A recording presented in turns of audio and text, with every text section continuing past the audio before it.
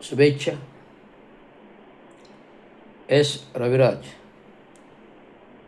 एक तांत्रिक सल्लागार म्हणून आपल्यासमोर काही विशेष निवेदन करणार आहे. हे विशेष निवेदन म्हणजे गेल्या 8 दिवस 30 तारखेपासून पूर्ण महाराष्ट्राभरती 8 दिवस झाला, आठवडा झाला, धुरंधर पाऊस पडतो आहे. वेधशाळेने जे प्रमाणित केलं होतं की अल निनो आहे, अल निनोच्या इफेक्टमुळे पावसाला उशीर झालेला आहे. त्यामुळे बरोबर 1 तारीख ते 30 जून म्हणजे 29 दिवस पाऊस महिनाभर गायब होता, आलाच नाही. इन बिटवीन दॅट 10-15 दिवसानंतर विविध कोकणा ठिकाणी पाऊस आला पण गेला. तदनंतर पुन्हा काही आला नाही. परंतु अल निनोच्या या वेधशाळेच्या भकितानंतर अनेक नागरिकांमध्ये, अनेक शेतकऱ्यांमध्ये चिंतेचं वातावरण होतं आणि खेडेगावात ते गावा ठिकाणी आधीच पाण्याचं दुर्भिक्ष आहे. विदर्भ असो, नागपूर असो, असे जे एकदम दुर्भिक्ष गावखेडे आहेत, आदिवासी पाडे असो, नाशिकच्या गावाकडचा भाग एकदम 40 गावापर्यंत असो, असं दुर्धर पसरलेला गाव डोंगर माथ्यापर्यंत कुठेही पाण्याचं सिंचन म्हणजे जलसिंचन, जलसिंचन म्हणजे साठा. हा साठा महाराष्ट्रामध्ये 36 जिल्ह्यामध्ये कुठेही पाणीमध्ये असं येत नाही की सरकार शासनाचा हा जलसिंचन पैसा आहे.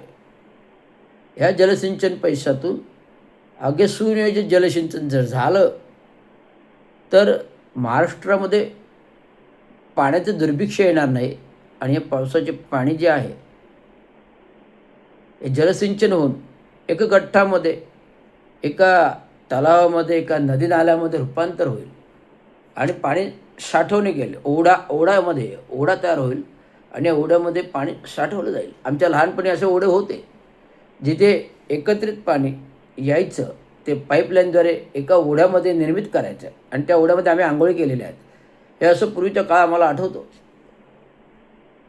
माझ्या आजीचं आपटं गाव, आपटा आणि चावणा आणि तिथून सारंग, आमच्या गावामध्ये पण भला मोठा तलाव होता.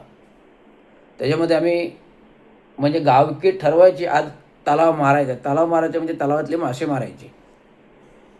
मग आम्ही जाऊन तलावामध्ये डुबक्या मारायचा, मासे मारायचं, हा संपूर्ण नित्याचा कार्यक्रम हा वेकेशनमधलं सुट्टीचा असायचा. त्यामुळे आम्ही जायचो.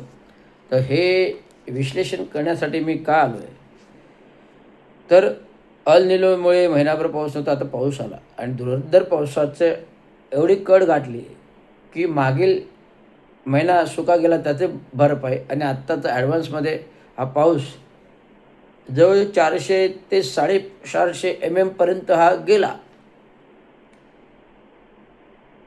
समुद्र खवळलेला, हाय टाईड. परंतु नशीब आहे की खवळलेला समुद्र जेव्हा हाय टाईड येते त्यावेळेस पाऊस हा भरपूर जोरदार आला नाही.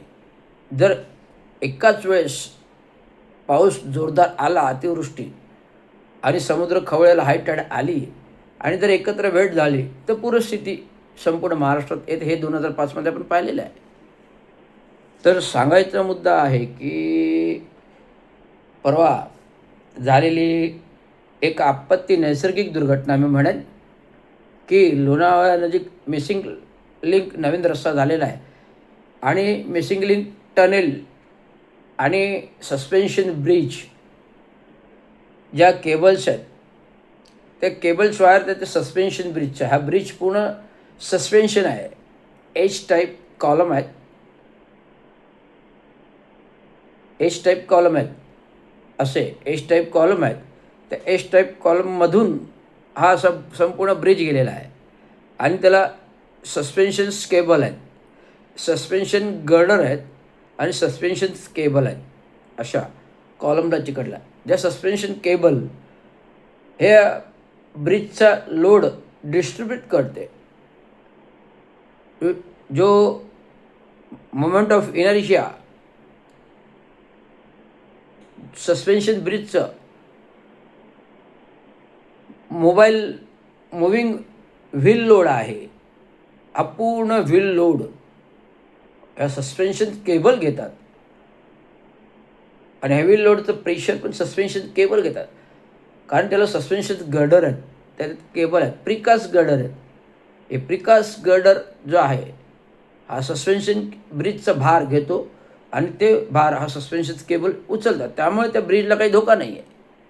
जापान टेक्निक आहे, लंडन टेक्निक आहे, अमेरिका टेक्निक आहे, इटालियन टेक्निक आहे, सगळ्या टेक्निक्स, ऑस्ट्रेलियन टेक्निक्स आहेत. सगळ्या टेक्निक्स ह्या ब्रिजमध्ये मला दिसणार आहे. जो मला वाटतं काँग्रेस सरकारच्या कालावधीमध्ये सी लिंक जो झाला, विलासराव देशमुख असेल त्यांच्या कारकिर्दीमध्ये जो सी लिंक झाला विलासराव देशमुख यांच्या कारकिर्दीत, आता आपण पाहतोय बांद्रे सी लिंक रोड, तो बांद्रेवरून डायरेक्ट नरिमन पॉईंटला जातो. हा सी लिंक रोड म्हणजे मोत्याची माळ जर का आहे, रात्री आपण पाहिला, लाईट्स पाहिल्या, तर मोत्याच्या माळेप्रमाणे सी लिंक रोड आहे. आणि हा सी लिंक रोड हा हिंदुस्तान कन्स्ट्रक्शन कंपनीने बनवलेला आहे.